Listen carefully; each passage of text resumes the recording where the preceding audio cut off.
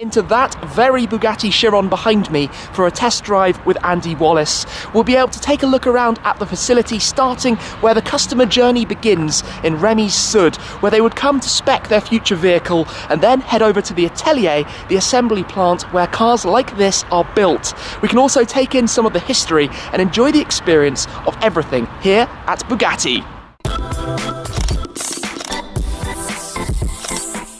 Let's get started with a quick rewind. So Ettore Bugatti founded the company over a century ago in 1909 here in Molsheim.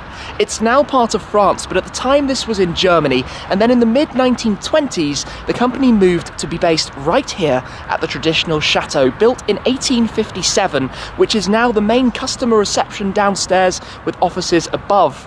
Either side of the chateau it's flanked by the stables. To this side you have the Remies-Sud, with the room where you can see different options and the configurator that we'll experiment with later on. On the other side of the chateau you have the Remies-Nord, which now houses the museum and some pieces from Bugatti's history.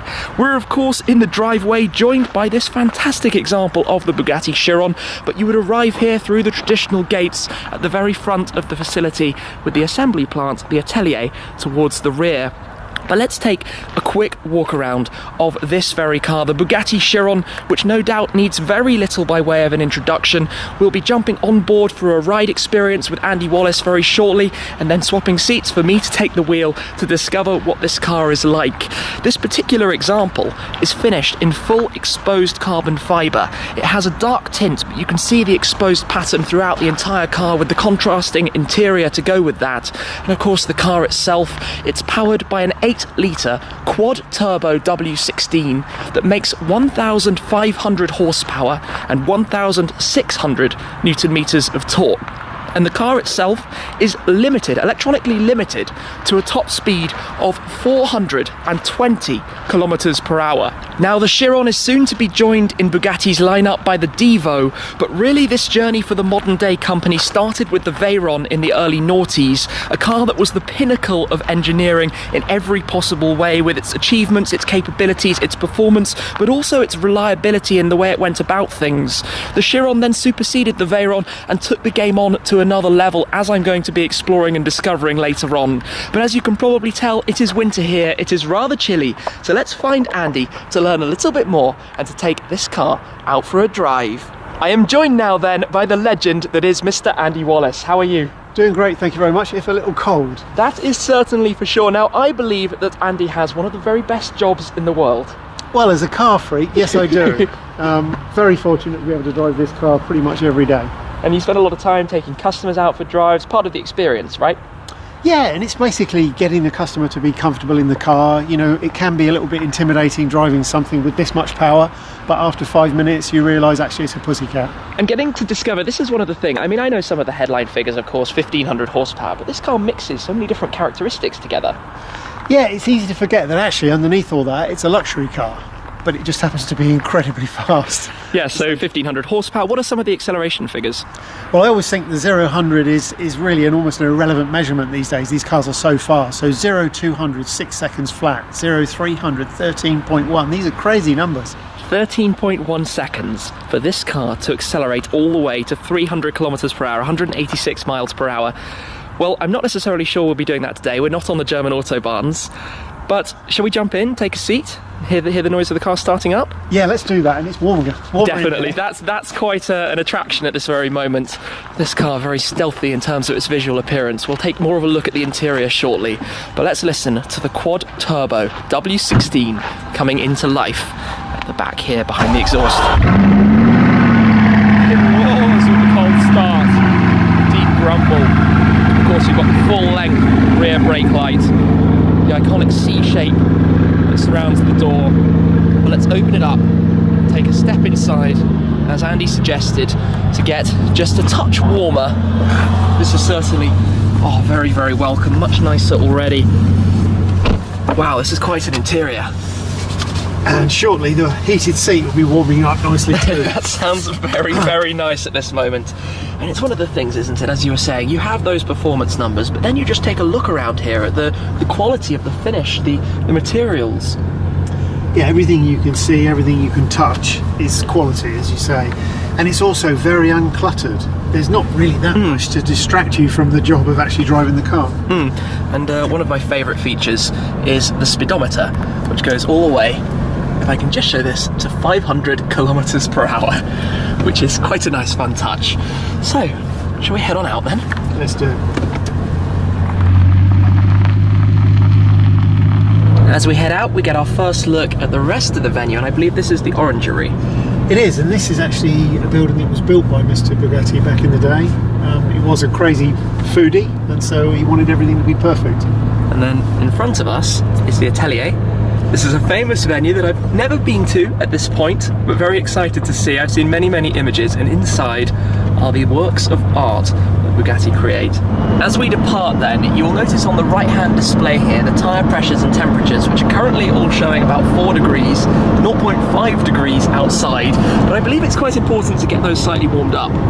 Well, the happy number is 25 Celsius. If you reach that level, even in first gear, you have 100% traction with no wheel spin. But I don't think we're going to get there today very quickly. No, I mean, it's obviously important, certainly with this much power, to have all of that prepared. But it's just so smooth. I mean, driving normally, gently like this, it's comfortable, the ride is good quality. We just effortlessly glide along with that grumble behind, some swooshes of the turbos, and get to look around the automatic gear lever beneath these lovely toggles that you can see above. Just taking it all in, the light bar that continues around the inside to match the design of the exterior, and then that view through the rear over the engine bay. Wow. It's a lovely place to be, isn't it? It's just beautiful. And actually now these seats are warming up nicely. Yeah. Well, let's just put it in first gear and see what happens. Because we've almost got enough. Wow. It's actually not too bad, is it? No. It's just losing a little bit.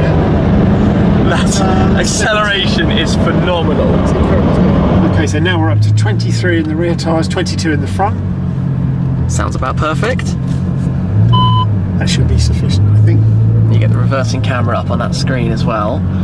So in a second, it's going to be my opportunity to take the wheel of this rather special car. And also, when you're parked up, you get 2 different pressure readings.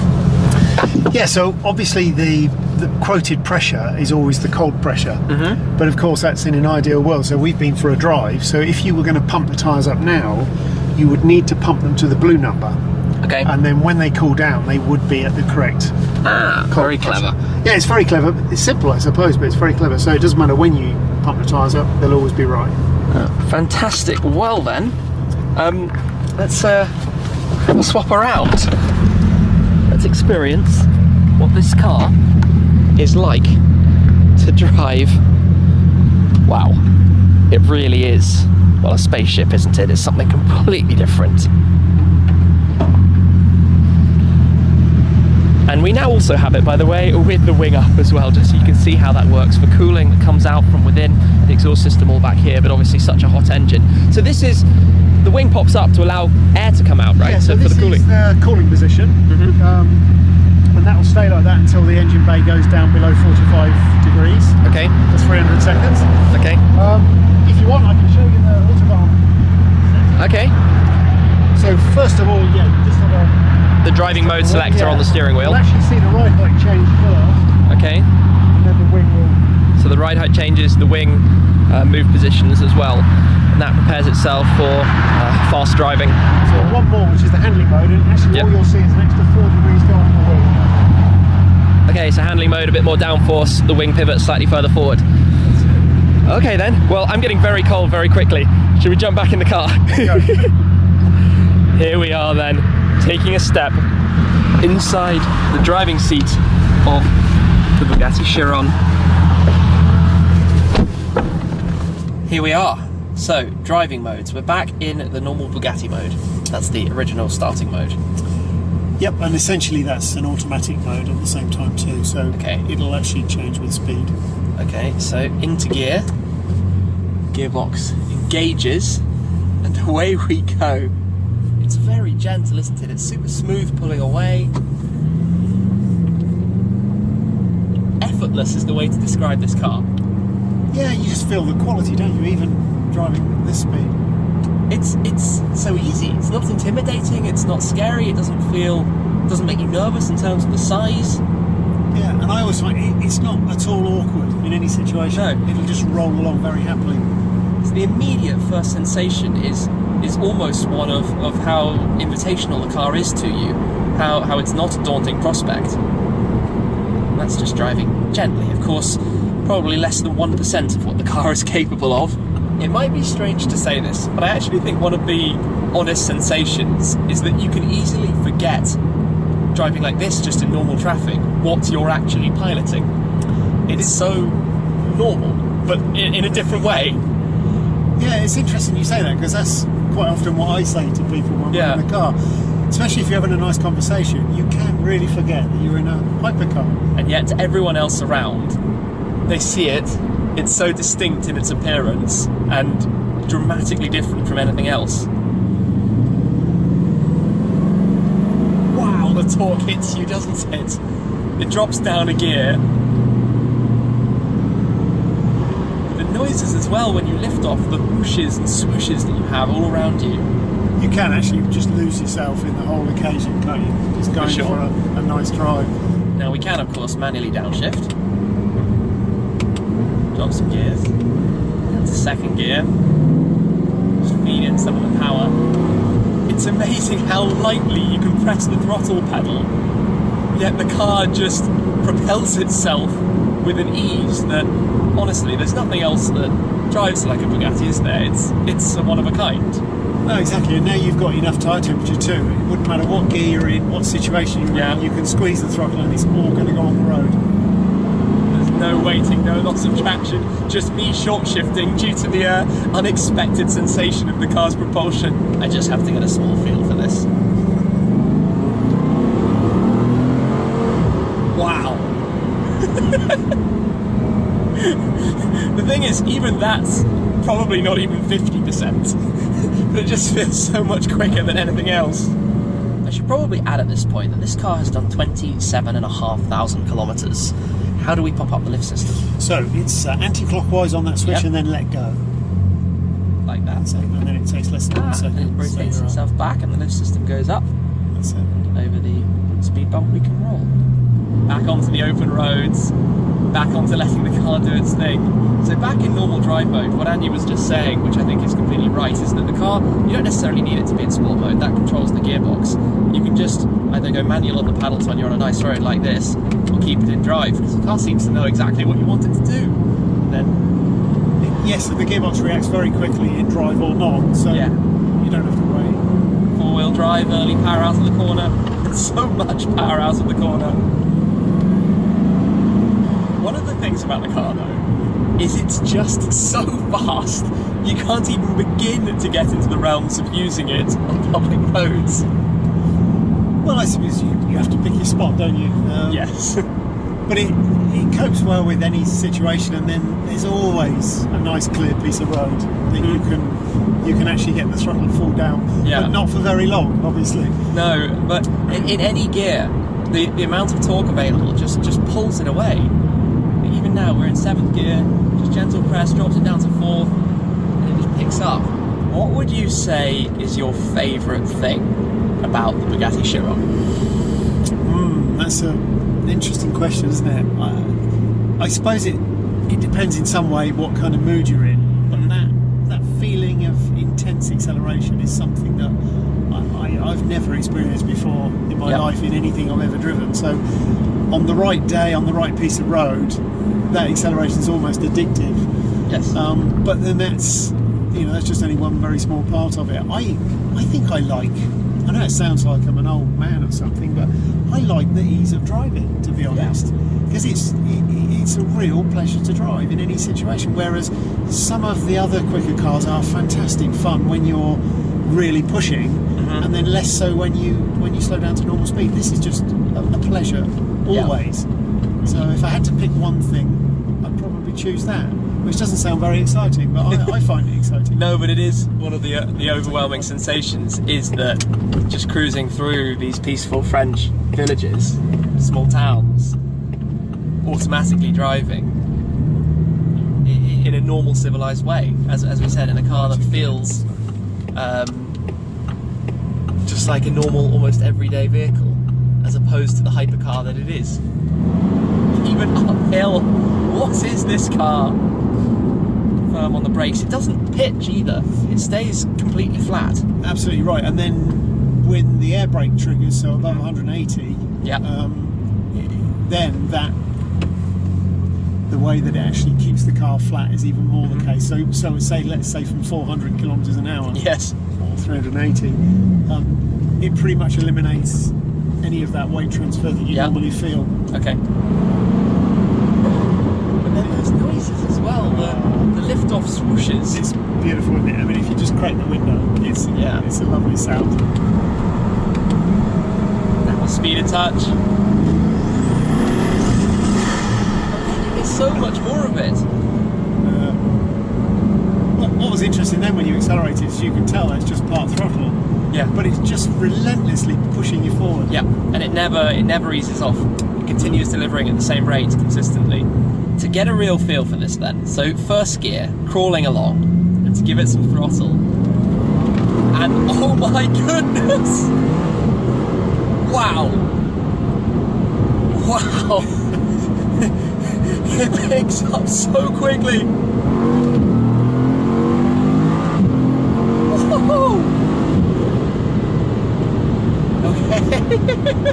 It just gets there so quickly, doesn't it? Yes, that it definitely does.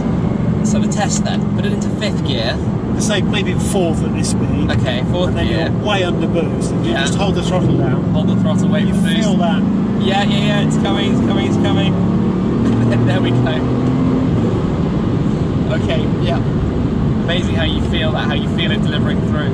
And now the other character entirely. Just gently cruising down the motorway. Calm, relaxed. Yeah, all in the same car.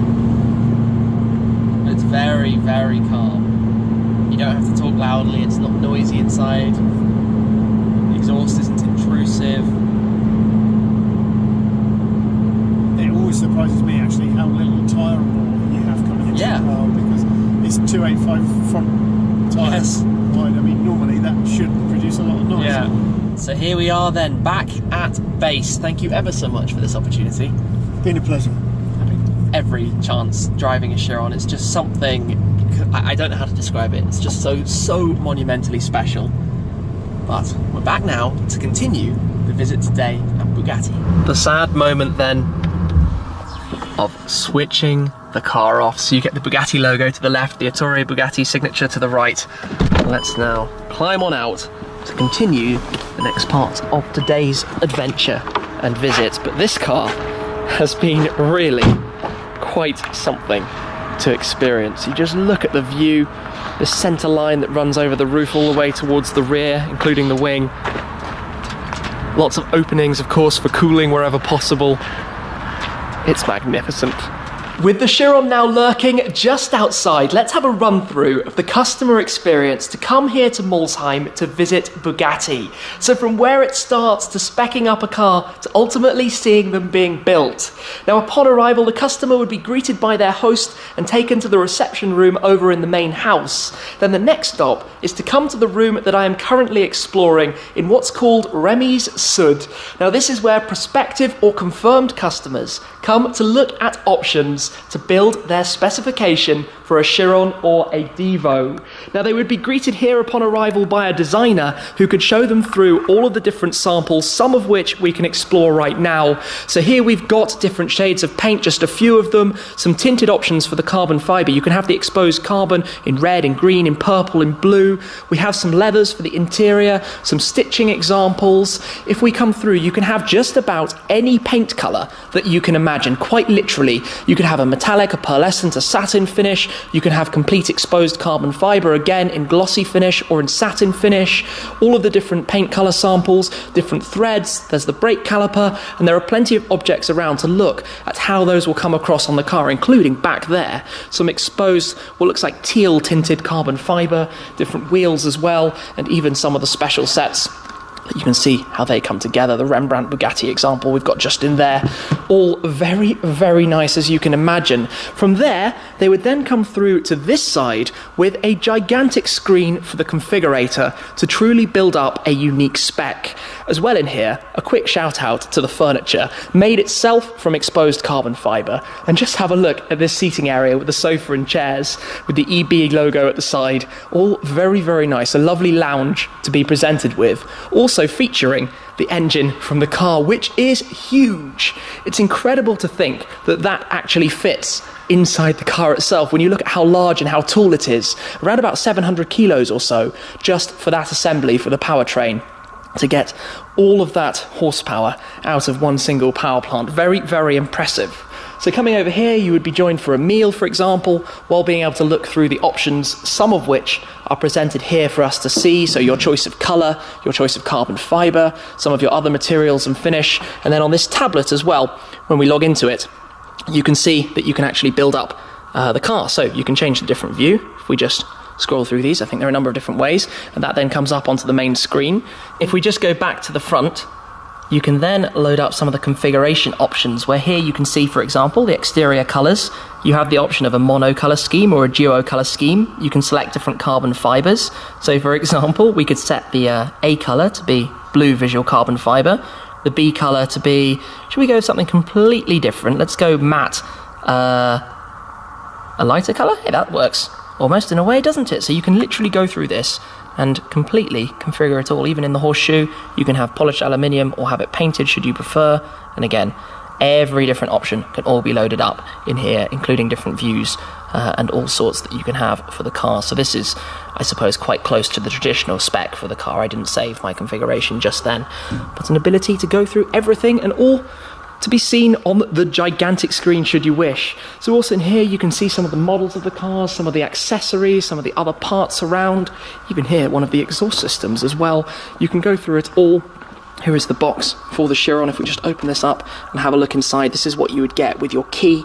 It also has the speed key, so if you want to go to the electronic limiter to unleash it above 380 to go to 420, you'd need to have the speed key installed in the car. So this comes in a beautifully stitched box as well to match the specification on the interior of the car, and all of the drawers, as you can imagine, filled with different samples, different things that you can see to help with that experience. But now that we've seen where it would begin, let's head over to see the cars actually being put together. This is where it all happens. I've come over to the Atelier, the assembly plant, where each and every Bugatti model is put together to become a final completed vehicle. So the likes of all 450 Veyrons, the Chirons that have been built so far, and in future, the Divos as well. So let's take a look around this immaculate environment in which it all happens, starting up here with a number of cars in various different stages of completion.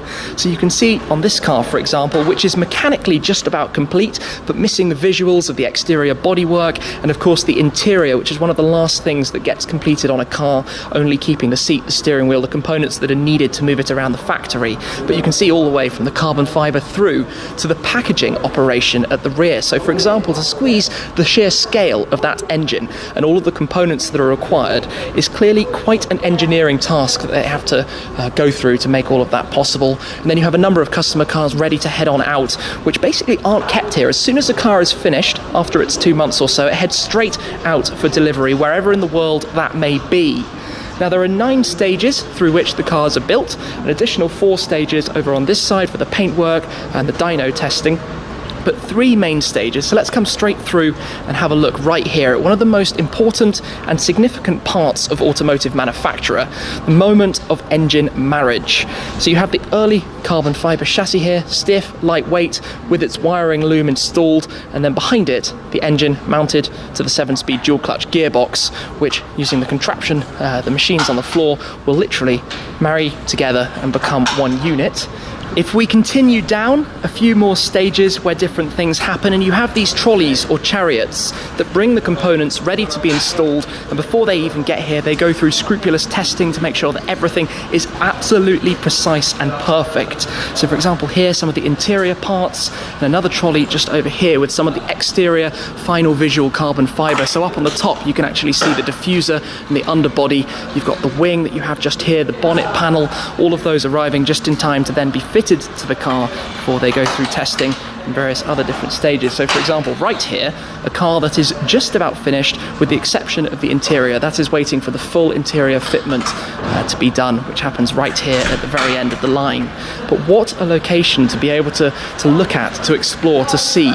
So you have the 13 stages in total, including the ones just off to this side. So you can see alignments and things. Through the back is the rolling road, the dyno that had to be built specifically, the only one in the world to be able to handle the power of the Bugattis for 1500 horsepower, the weight of the cars and the way it's delivering the torque. And then they come for paintwork, inspections and checks with the bright lights that would be turned on around the car here and behind, ready to head on out for delivery. But each and every car actually gets protected to go out and do a road test. They all go to an airfield. Every car gets driven to 350 kilometers per hour before they then are dispatched from here. And then one thing I particularly like, have a look at this. Models of each of the Bugatti Veyron coupes, the original 300 coupes, in their respective colour schemes that were ordered. A very, very nice touch to be kept here at the factory. So this is where it happens. This is where the cars are assembled and created. And wow, what a special place to be able to see. Beyond at the back is the logistics centre where all of the parts actually arrive to be organised, ready to go onto the cars. And then from here, you can see where they will come out, be loaded up and taken on from there.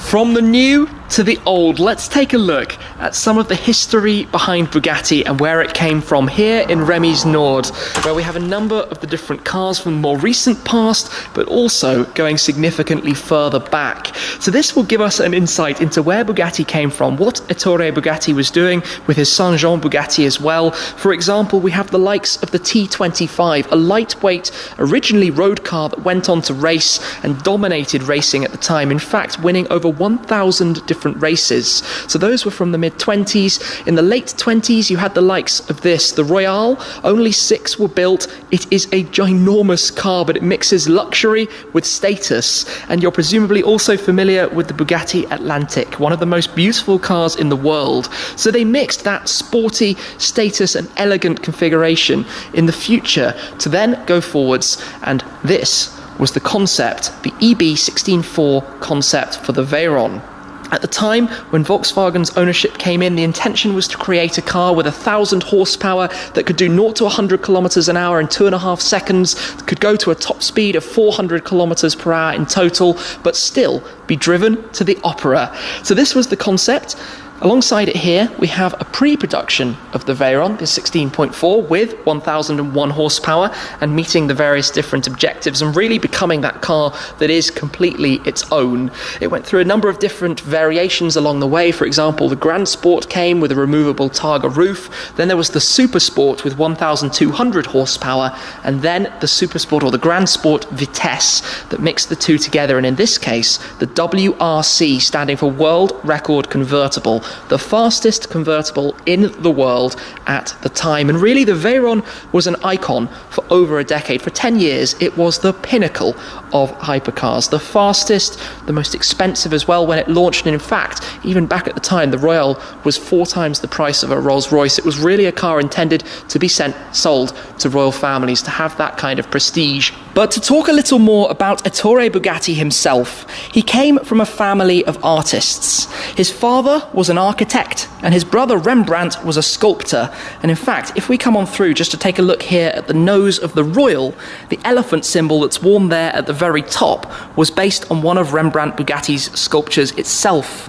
There's also been a more recent tribute to Rembrandt. So when they were nearing completion of the final Bugatti Veyrons, they introduced 6 special legend editions, each in distinct liveries based on this, the Grand Sport Vitesse, one of which, with exposed brown carbon fibre and some other painted brown accents, was named the Rembrandt Bugatti as a tribute.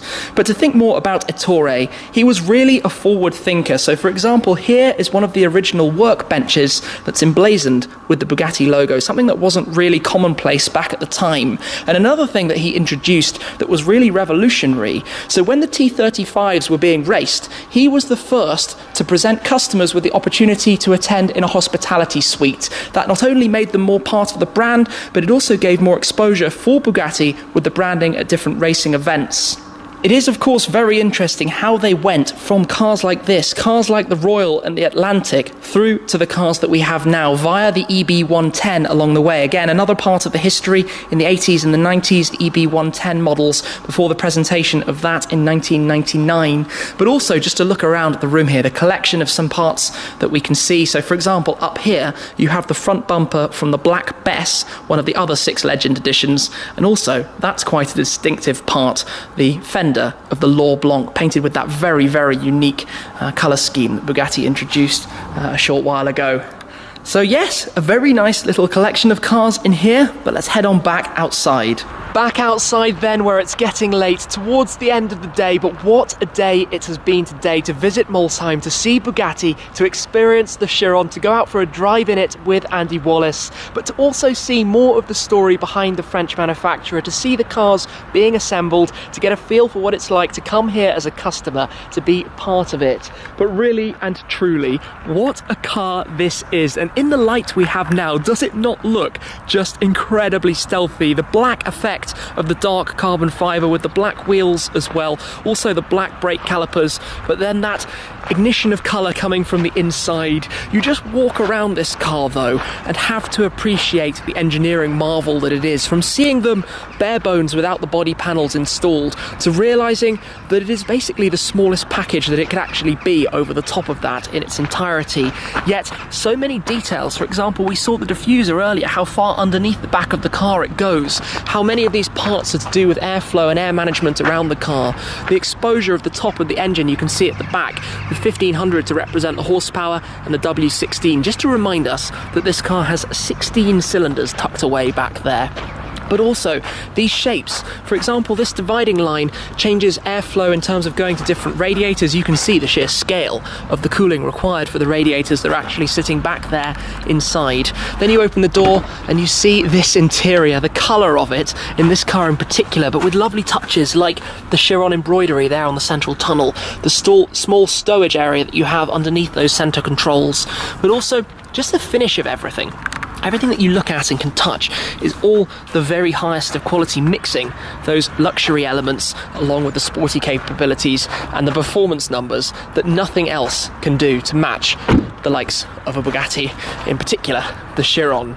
So the Devo will hopefully have a better look at in not too distant future. But look at that, look at those headlights, the 4 on each side, the way they're illuminated. It's a masterpiece, this car, and a lovely, lovely place to come today to see with my own eyes the Chateau Saint-Jean, the home of Bugatti.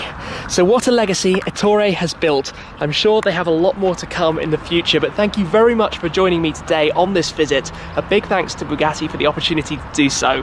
But that's it for this time, guys. I'll see you again very soon. Cheers!